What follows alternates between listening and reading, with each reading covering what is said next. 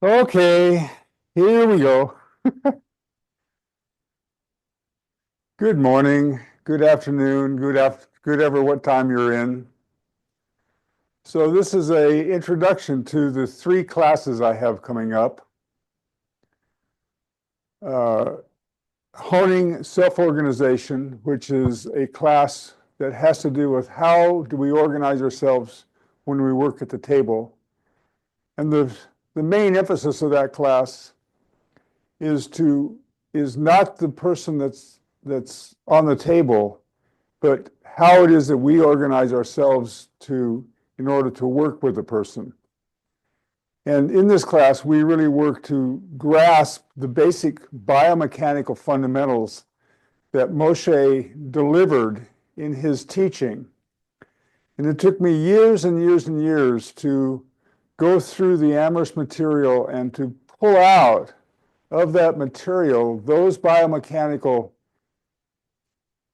details that I could make it possible for me to work with in a much more substantial way, with a much more clarity for myself. When I first started practicing, I would end up being, at the end of a day of having 7 or 8 or 9 people, I would have a knife underneath my left shoulder blade.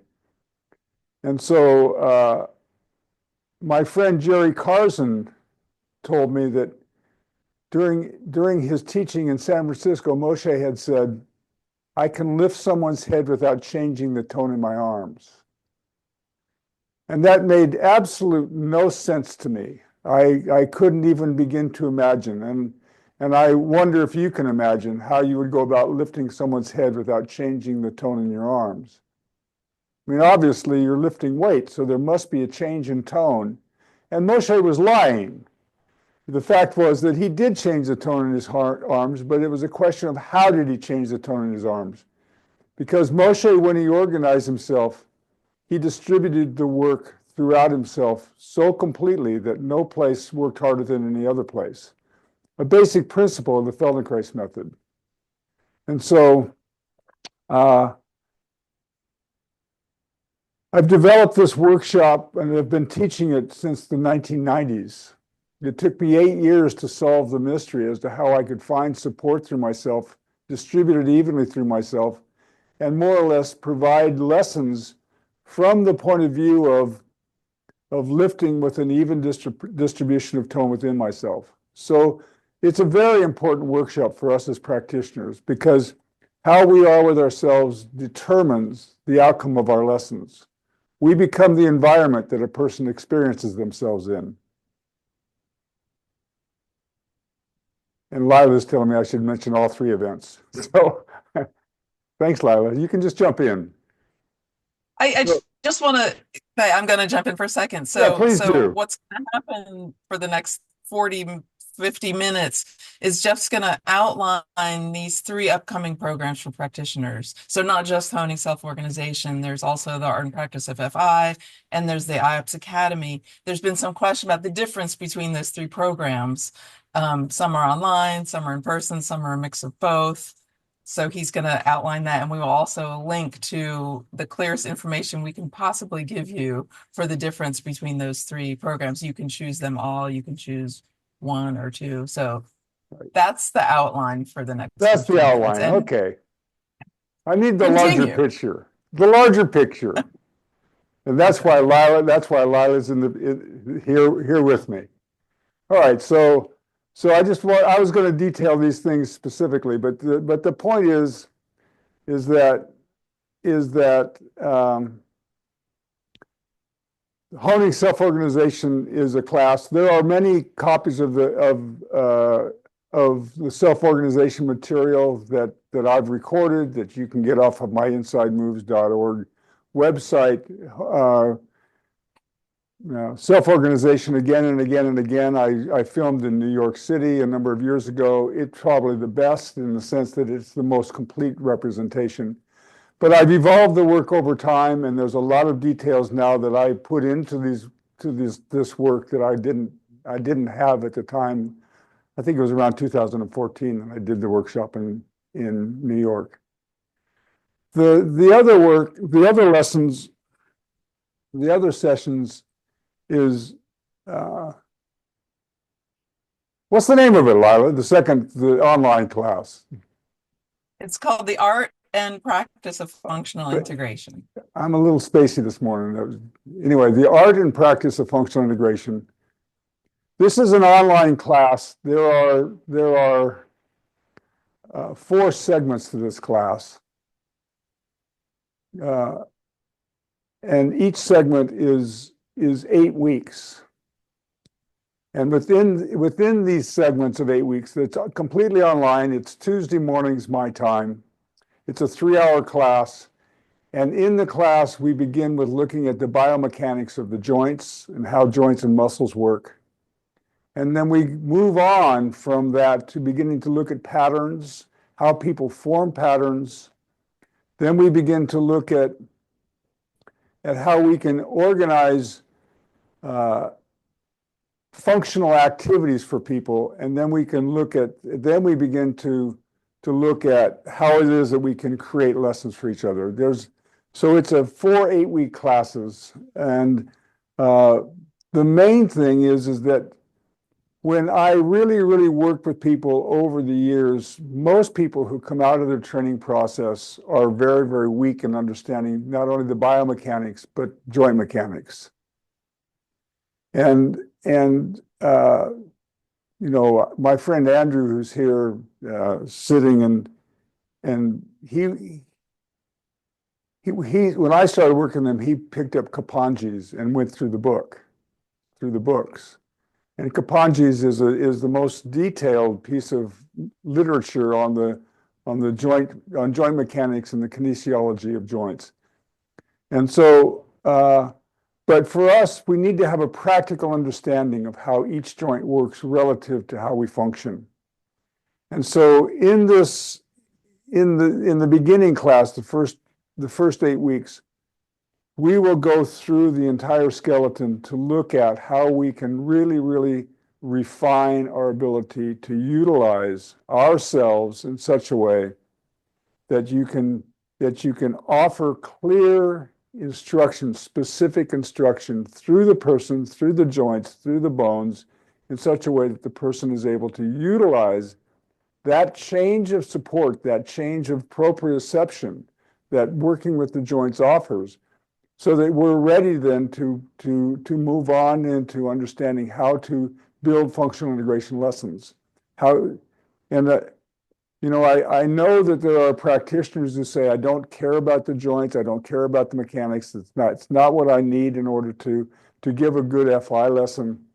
And I would say to the contrary, that if you watch Moshe work, Moshe was extraordinarily specific in the way that he organized himself relative to working with a person's joint mechanics. So this is basically an online IOPS course. IOPS is a course that my friend Laura Yedwab and Andrew and Anat Muri and I developed for New York. We taught it in around 2015. IOPS means Ideal Organization and Profound Strength. And that course is an in-person course. It'll be taught here in the Seattle area. And it's the crown jewel of the whole process. IOPS is a 4-segment course. And each segment deals with a different element of how we learn to practice functional integration. The prerequisite for IOPS is that you have gone through one of my self-organization workshops. I'm not going to, if you don't have the basic biomechanical understanding within yourself, we make it more efficient for you in the course. But to have the basic background of the biomechanics and the principles, we set that up for you in honing or self-organization again and again, but we want you to have that basic background for IOPS. The 4 segments of IOPS are working with patterns, working with your own sense of internal strength and integrity, working with perspectives on walking so that you understand walking. And then the fourth segment is how again, we put together lessons in functional integration.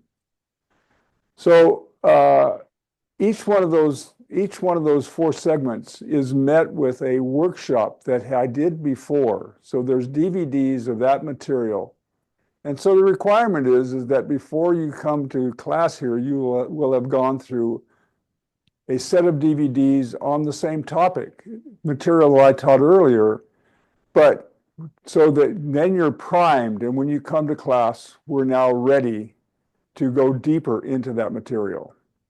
It's an extensive study, but it's the kind of study that if you really wanted to become the exquisite practitioner that you can become, so that you really understand how to provide excellent, clear, specific lessons for people, then this is a background. It's a almost a year and a half, 18-month process by which we really delve into the process of how we develop our skills in functional integration. There's a lot of homework in the sense that I have, for each segment, I have you do some video of yourself with some description, and you send in the homework, and then we meet between segments once a month for mentoring calls. So that the class is not just a one-off experience, it is a whole process to bring you to a much more refined sense of yourself as a practitioner. I think Andrew can probably speak to the value of the course, and maybe before he goes to work, he might be able to share a moment of what it was for him and for his development. So what I thought would be useful would be for you to have a little experience of me actually providing some of the questions that we work with in our ATM material, and giving little demonstrations for you as during this hour that I'm here with you. So Lila, can you put me in gallery view again for the moment, and so I can see if there's any questions or observations that anyone has?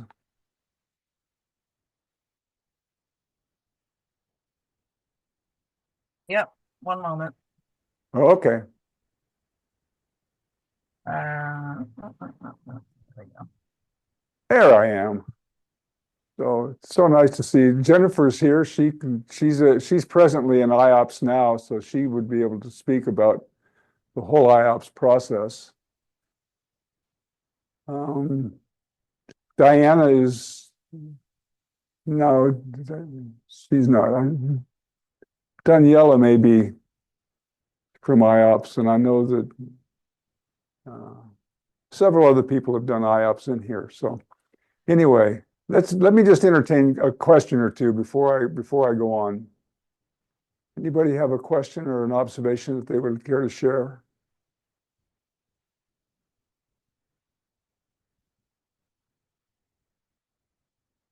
No, we're all good. Amira, please.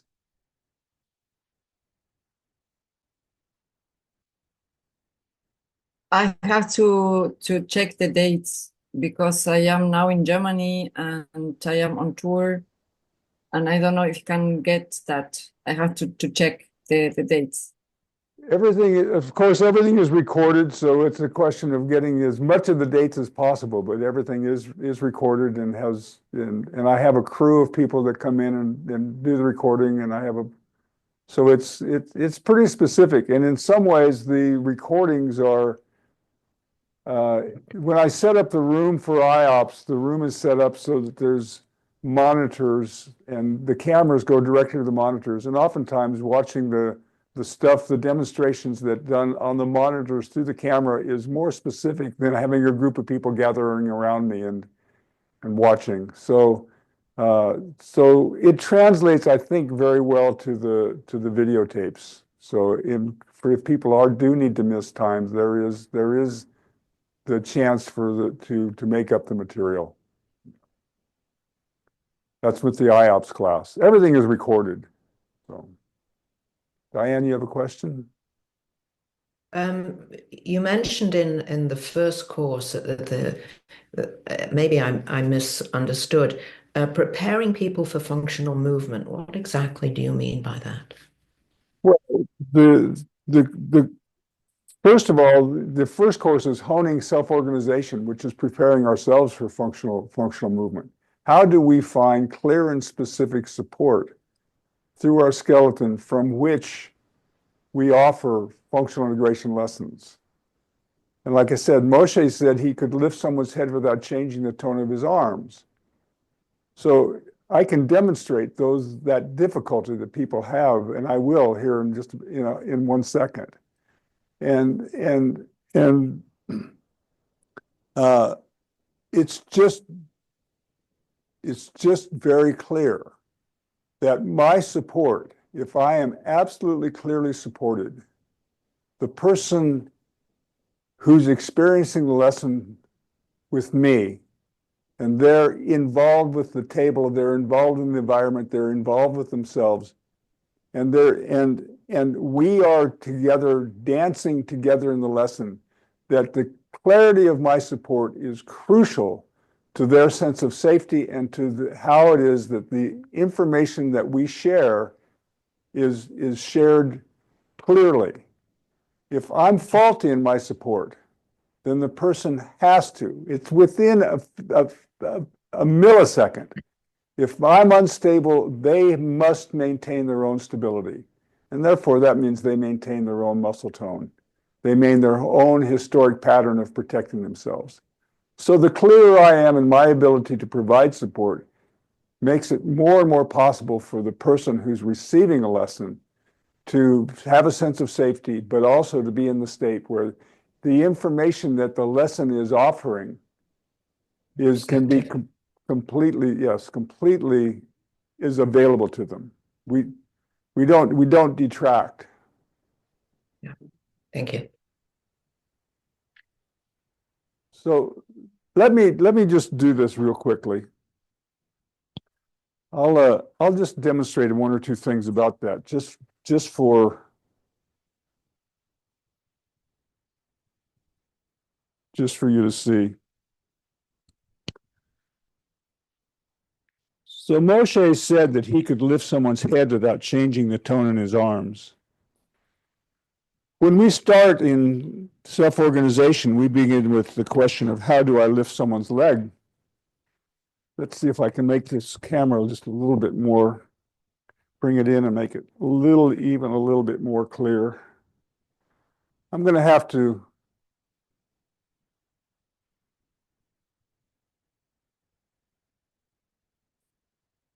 defeat myself a little bit, but I'll take my leg out of the picture a little bit. But the question for most people, and especially if you watch, if we ask most people as to how are they going to organize themselves to lift even the weight of a person's leg, what will they do? Well, I can do this with my arms. We can see clearly that changes the tone in my arms. We can see that most people, when they practice this, they do this by arching their back. What's the problem with me arching my back to lift? You can see that my lower back, my back, is actually providing most of the lift.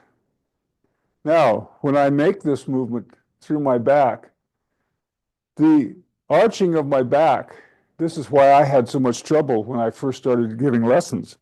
This arching of my back, relative to the weight that's away from myself, means that I'm lifting a weight out in front of myself.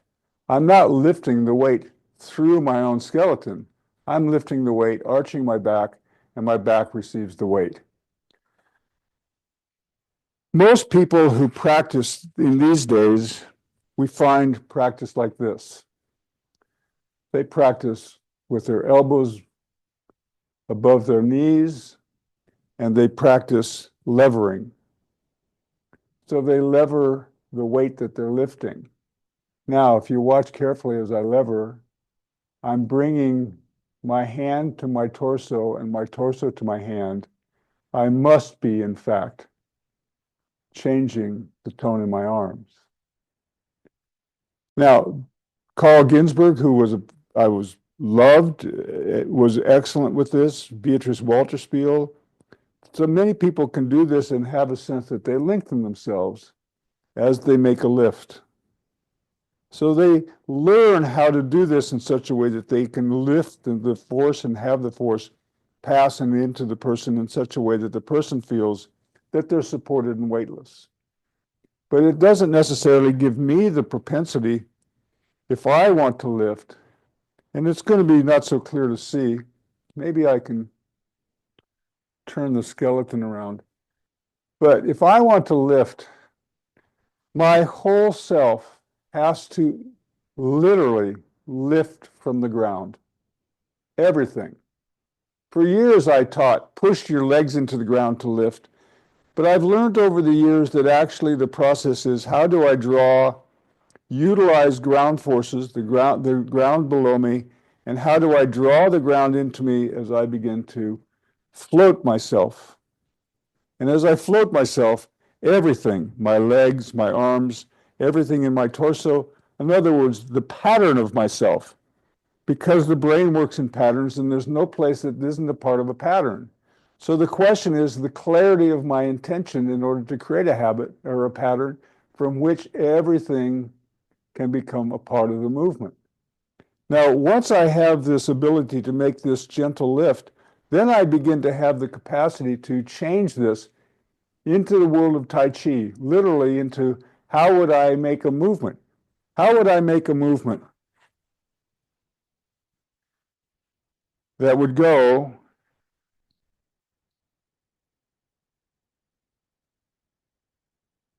oh, don't fall down. How would I make a movement that would go from side to side? Now, again, if we watch most people, they go side to side. And what's the problem with this?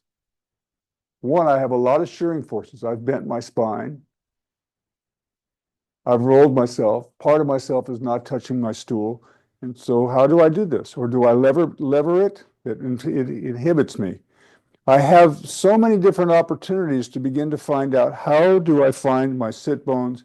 And I simply make this movement in such a way that I keep both sit bones connected with the stool, and I find the inner capacity to come away from the leg I'm moving to the left, I'm coming away from the right, moving from the left, I'm coming away from the left to the right. I learned to find out how to make these movements in such a way that all of the circles that I make when I give FI lessons have the capacity to make translation movements, to make lifting movements, to make movements that are circular. If you were to watch inside me, I'm actually making a circular movement within myself. And the circular movement that you see outside is after the internal circle that I made with myself, which gives me a very, very specific sense of really, really being organized and imparting clear information to the person that I'm working with. So these are some of the details that we begin to learn when we learn how to hone self-organization. The first and foremost thing is that we begin to understand our relationship between gravity and ground forces.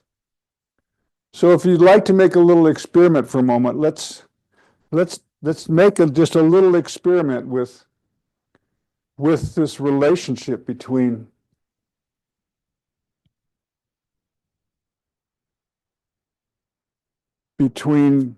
your sense of being in the world of gravity and utilizing ground forces. Please just, if you have space, can you come up and stand up for a moment?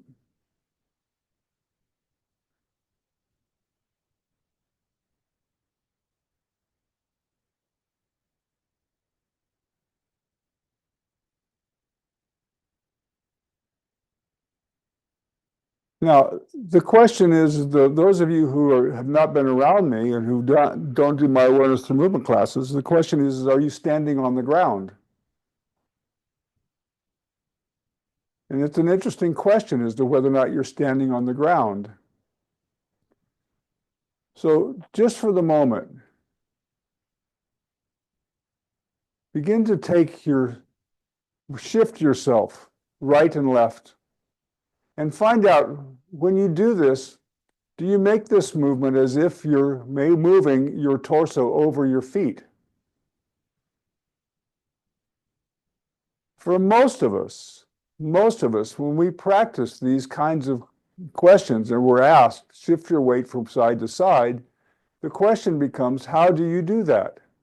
Now, as you make this movement of shifting, notice for yourself on which side is it that you go down and on which side is it that you come up? Do you have one sense that you drop into your foot more clearly with one foot than the other? And with your other foot, you might notice that you have a different impetus from the floor. Can you find for yourself, is anybody able to find for yourself some sense of difference between one side and the other?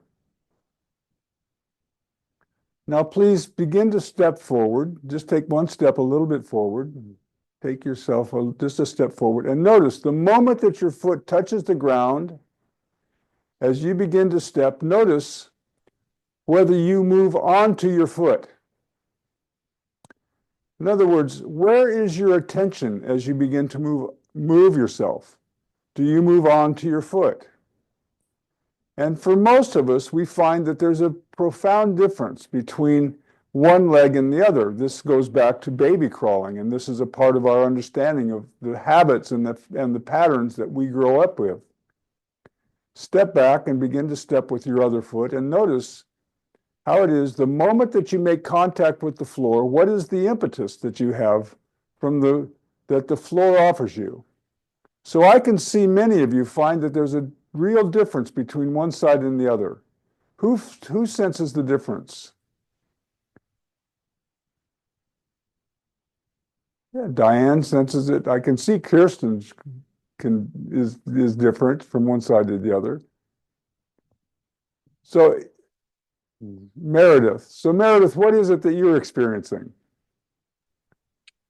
That when my right foot goes down, the impulse is to rise up and Yes. forward, and when my left foot goes down, it's going down and forward.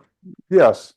So there's the question of having all of this mass that we're trying to land our body, our torso, over our foot. Now, just for the moment, would you please, just for the moment, explore the moment that your foot touches the ground. The moment that your foot touches the ground, would you have a sense, find out for yourself, would it be possible? Take the foot that you lift with and find out what it's like to actually just lift up and through yourself. So it's not a question of landing your torso over yourself, but how would you organize your foot and your lower leg and your leg to provide you the support that will lift through you? What would you have to do with yourself to make it possible to lift through yourself? In other words, and where do you find the support with your foot? How do you find the support with your foot? All of this becomes really, really crucial. So the question is are you landing over your foot, or are you learning to discover how to utilize your skeleton in such a way that you can actually provide the source through yourself to lift? Now, what is the ideal for us as human beings? It's about 380 million years ago that this propensity for the first tetrapods that came out of the ocean, they had to lift their spine from the ground. That meant that their little tiny brain, had to organize their nervous system in such a way that their musculature was stimulated in such a way that it organized their skeleton so that they could lift. And when we find the sense that we can lift, it's really and have a sense that we live within ourselves with a sense of lift and availability. That means we find that our eyes, our breathing, all the movements of life become more pleasant and clear to live in. So when we're giving functional integration lessons, part of the process of functional integration is to help a person to come to a sense of the dream of what they've always wanted to be. How is it that they can actually have an internal sense of themselves that has the quality that they would like to live in? Okay, so now just for the moment, take several steps and land in such a way that you go down on each side. You clearly and purposefully, you land in such a way that you utilize and organize your torso to fall into your foot so that you recognize falling. This is the state that most people come into our office in.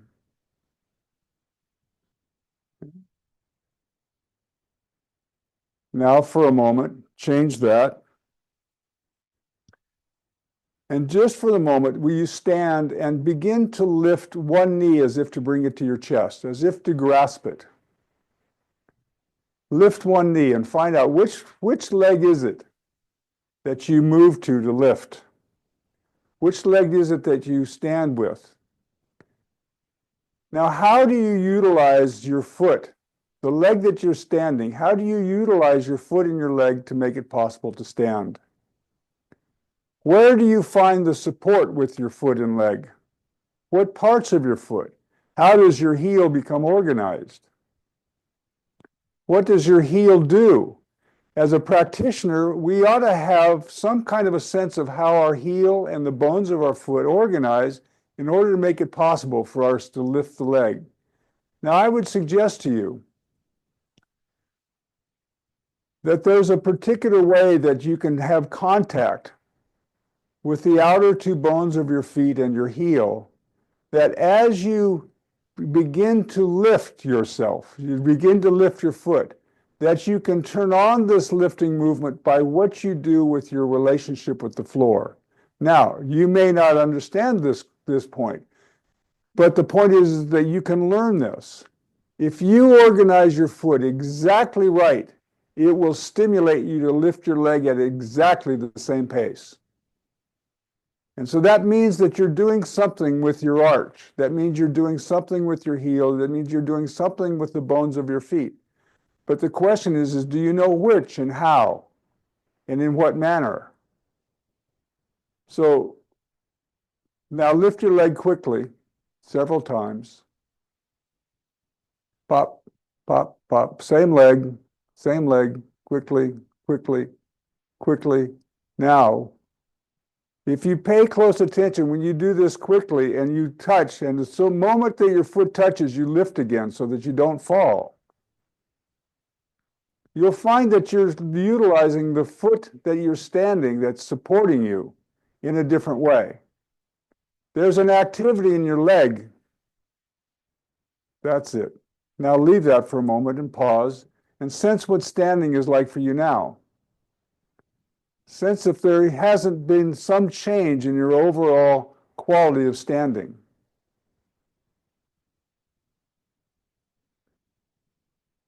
Now change and make it so that you can lift your other leg. Lift it. Now find out, is it possible for when you lift that you have a sense that from the floor you lift up and into your skeleton and it creates the timing for you to lift your free leg? Can you start not by falling onto your leg, but actually turning? It's like you turn your leg into yourself, up and into yourself. There are lots of ATM lessons that I offer that have these kinds of questions within them. And make it quickly so that you can go from one to the other, quick, and as soon as your foot touches, don't fall. As soon as you touch, be lifting, lift, and your foot lifts and your foot lifts and you lift from underneath. Very nice. Now, just for the moment, just stand and sense what it's like for you to float yourself with the support from one leg to the other. Just find out whether or not you don't float above your legs, that your legs provide you with a sense of support.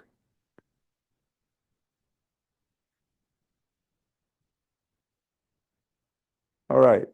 Now, in order for us to really grasp how all that works, we have to begin to understand as practitioners In what way do we utilize our skeleton to provide that? Please come and sit again, and let's hear some observations that you have.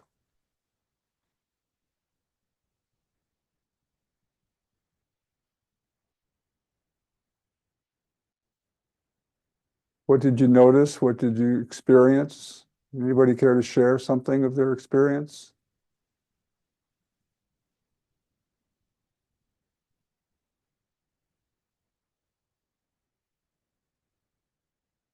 No? Nothing in particular that, okay, please. Just go ahead and turn on. Yeah. That's okay. Lately, you made a lot of lessons about spirals. Yes. Spiral. Yes. And it changed completely my way of contacting the floor. Yes. As collecting part, a way of contacting the floor. And I wonder, where do you find this in Feldenkrais teaching? You Because don't. You don't. You don't. Okay. As far as I know, Andrew and I are the only people that have this knowledge, and I actually started creating this knowledge from my own understanding years ago, and it comes out of my Aikido background, my Tai Chi background, my athletic background, my understanding of Moshe's principles, and I've just examined and examined and examined how it is that we find these functions and the utilization of our skeleton, and how we utilize ourself to have the clearest source from the floor in order to provide the activities that we want to have. If we look at the highest levels of Tai Chi and dance, we see the practitioners engaging from the floor in these principles. And so as far as I know, I mean, I know of no other teachers that work with spirals the way I do. I don't either. It's wonderful. It's great. Yes. It's great. Yeah. So, I mean, the question is how do we, this is the point of this, is that in this process of working with me, you'll find how to have this sense of yourself that you're going to impart into your practice. So just for a second, I'll just show you just a few things.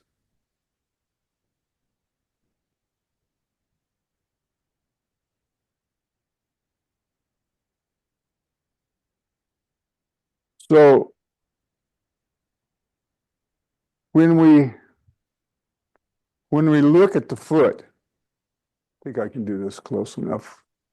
When we look at the foot, at the sole of the foot, see if I can make this even a little more clear.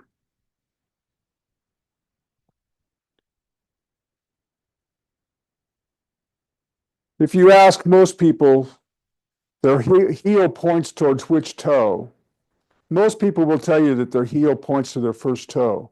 And most people, hang on a second, I'll make this clearer.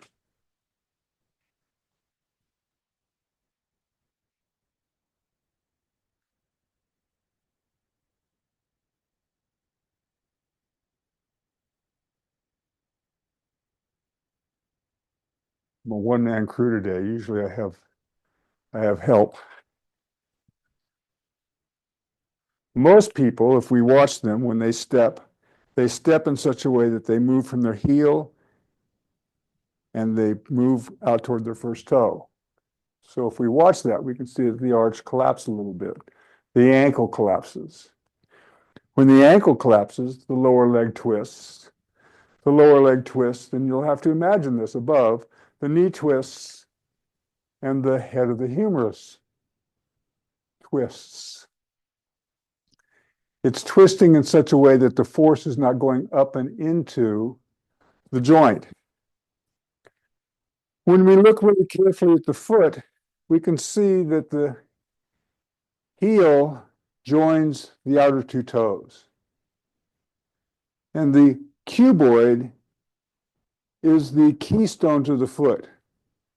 Now, when we ask a person to stand, and those of you that found that you could lift your leg that there's a timing in the way that you lift, that if I make, this is a left leg. So this leg would spiral counterclockwise. The heel would spiral counterclockwise. If I had a clock underneath the heel, and it was directly underneath the heel, the size of the heel, and it just started to spiral, it would move towards, from 6 o'clock, it would begin to move towards 5:30.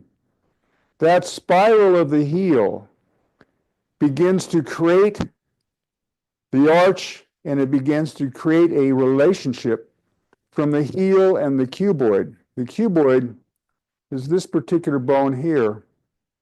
And so when we look at this bone, we can see that this bone actually is the source from all the other arches. So if we turn this bone up and into the arch, we can see that it relates to the middle of the foot, to the talus, to the navicular, it relates to the talus, and it relates to the heel. It creates the arches, the lateral arch, that makes it possible so that when you stand, that the force of the movement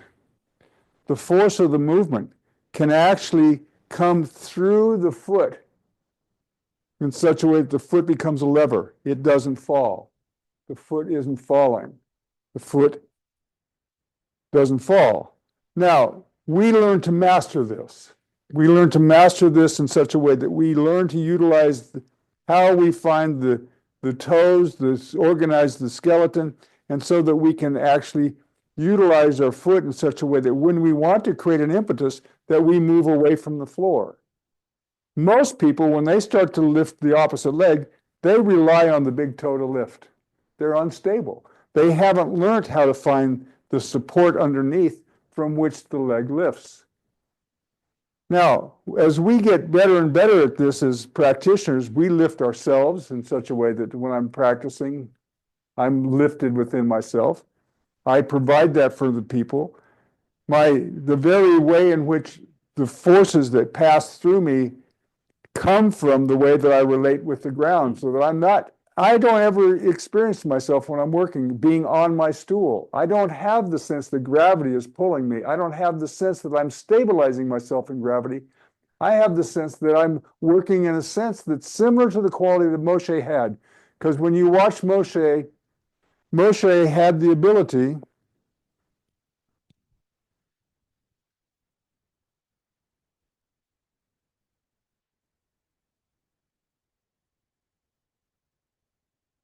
Moshe was so generous in his support. First of all, his judo just lived in him. And he was a very good judo man. You know, if you watch videotape of him doing judo, you can see what a good judo man he was. There's not very many pieces of the judo of him doing judo. But if we watch Moshe had the sense that whenever he worked, he just simply lengthened up and into the person.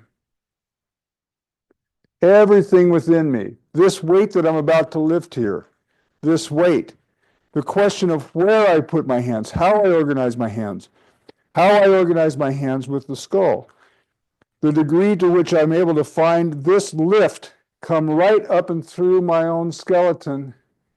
Now I'm lifting. I don't sense that my arms change because I have lifted myself relative to the weight.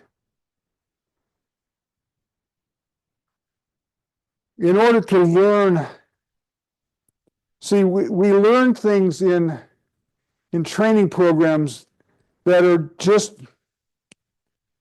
just been passed on without examination. For the most part, for example, if I want to lift someone's head, I learn to lift by putting my hands under the base of their skull, under the occipital region. But that defeats me in some ways, because if I lift, when I lift, I compress the neck a little bit without knowing it. There's ways in which I can learn to lift what are the cardinal directions that a person's head can move? If you ask yourself, how many different directions can a person move their head?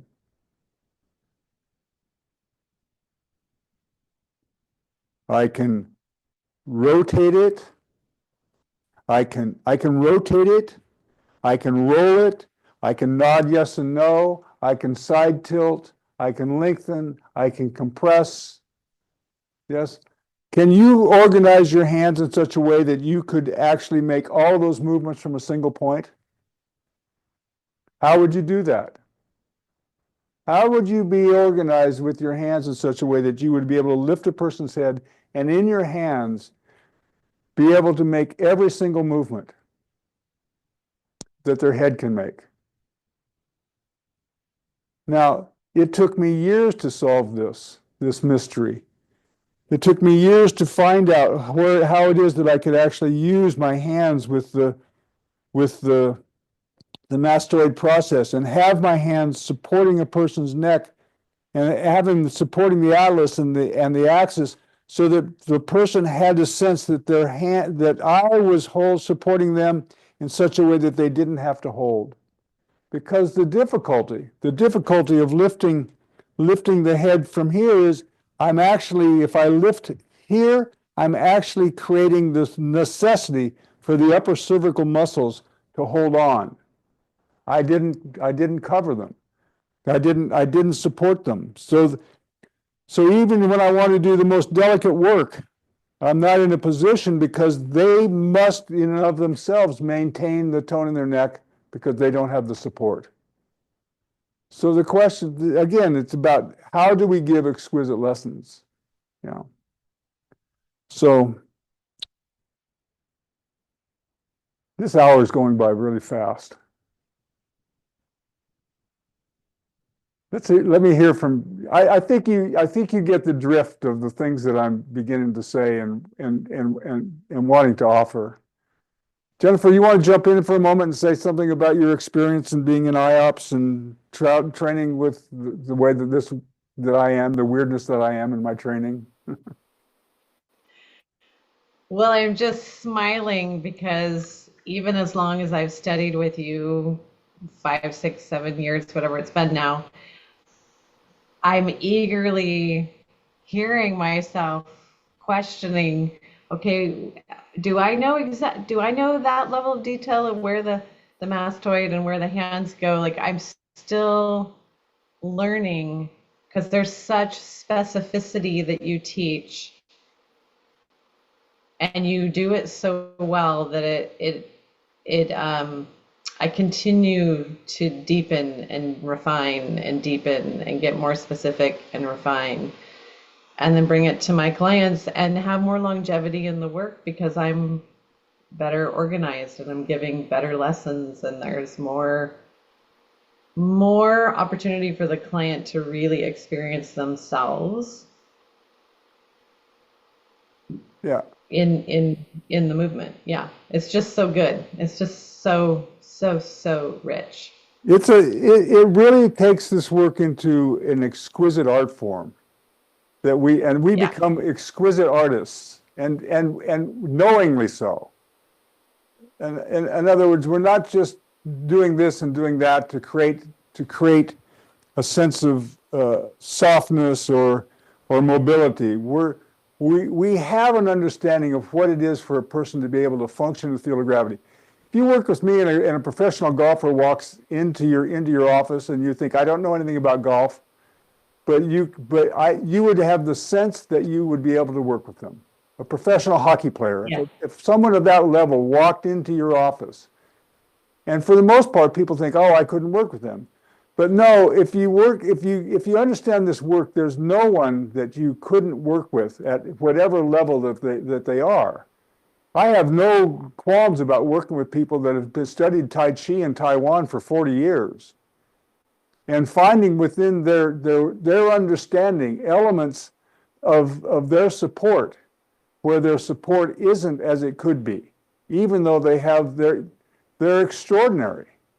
But there are elements within their ability to find support and to utilize ground forces through themselves that can actually improve themselves. And that comes down to the fact that they took on a rhetorical understanding of something that they learned from someone, and they've kept it within themselves without examining it for themselves.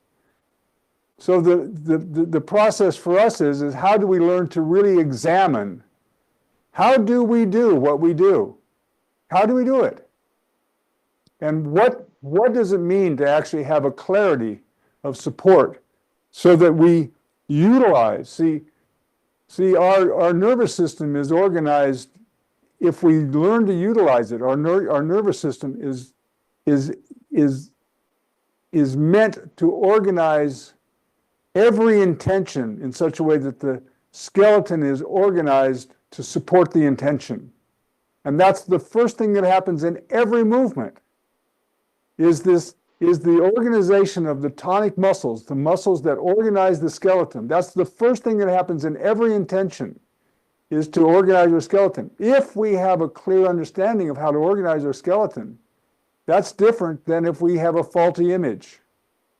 And the question is what is a clear image?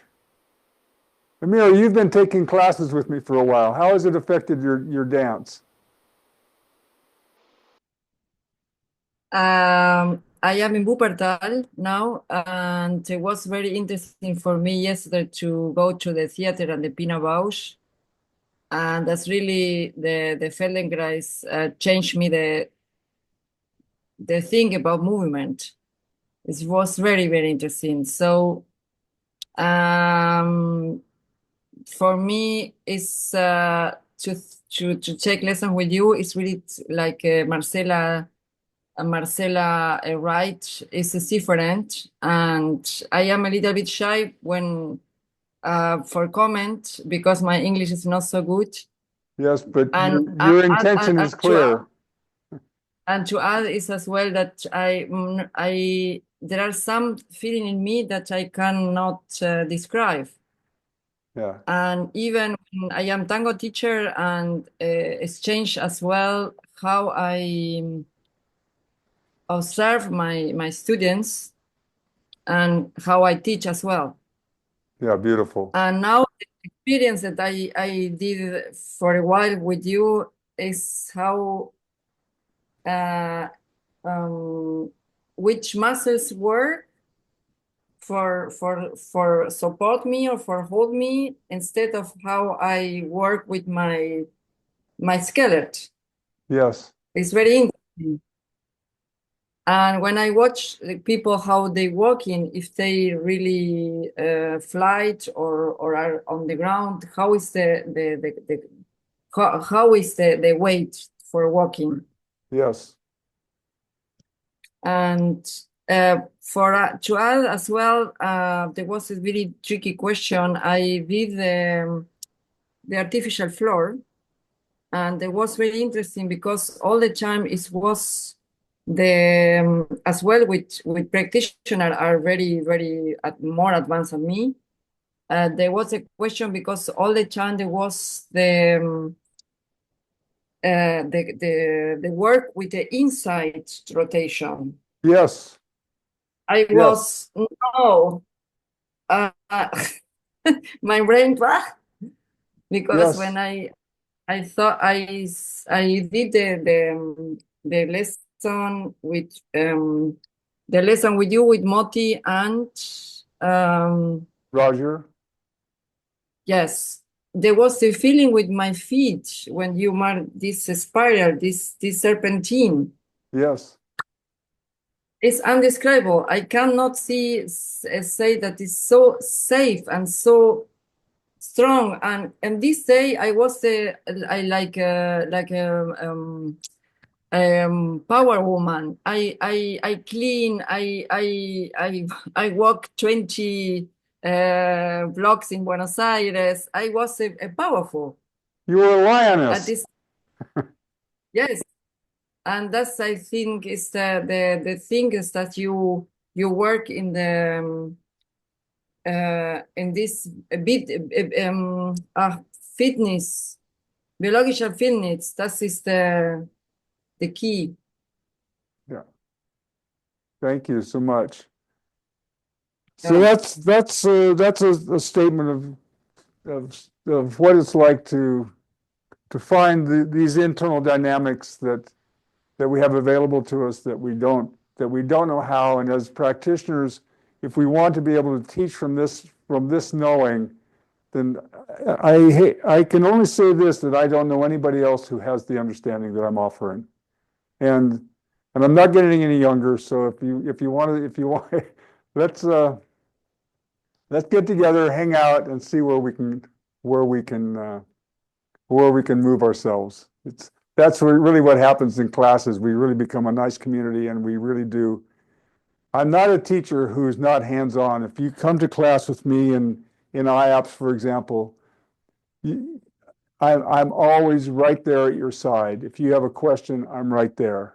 Andrew and I are always there to provide you with the clarity that we have to offer so that you have a sense of what it's like to experience and to move on. So the self-organization material, if you come to the self-organization class, I can absolutely guarantee that there will not be a moment, if you have a question, that I won't be there with whatever it is that I know to impart and to share with you about how to refine the functions within yourself. So I think we're past our hour. Anybody have any last question or observation? Is there anything I can do for you to support you? And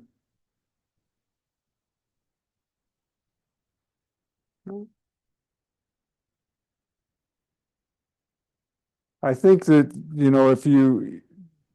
I would say that it's a general truth that the people who have attended and done my IOPS classes find that their practices grow significantly. They're in a much better state to attract people because their knowledge base creates a different magnetism. All right, Lila's busy writing in the chat, so if there's another last question, I would be glad to entertain it. I hope this has been useful for you. It's a little bit difficult for me to. I have so many things I want to say and to put them out in any kind of reasonable way, but I do want to just impress upon you that there's something that's worth looking into. So, all right. Thank you all. Thank you.